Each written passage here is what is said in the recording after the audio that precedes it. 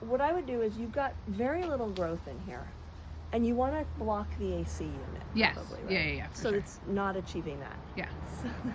So, but you do have a tiny bit at the bottom. Okay. So what I would do is like, I would actually cut maybe something like this, this, this, and this. You've got protrusions here.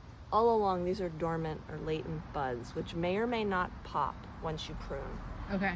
The fact that you have growth coming off the bottom is encouraging. Okay. I think you also want to move some of the mulch aside and put some compost down. So Okay. it's a slow release fertilizer. Prune it really like. Yeah, I would do it So like that. cut all of the top off. Yep. Okay. And then what happens is you should, not only should you see growth shooting out of the bottom, you should see some along here. If you don't, no big deal. You haven't lost anything. Okay. Then you just go down later and do that.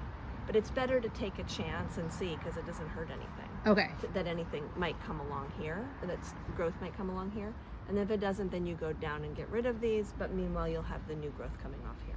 Okay. And that will make it like fuller and blocking my air conditioner. And you will be providing, nutrients for the plant to eat, which will help it generate new growth. So you cut this back in the spring, same variety. Here's some new growth that came off. These were dead. Great. So you have new growth coming off here. This is the kind of thing I'm talking about, right out of these dormant buds. Okay. This guy here, this guy here, this guy here. I don't think you have any on this one. This looks very unhappy. So who knows what'll happen here.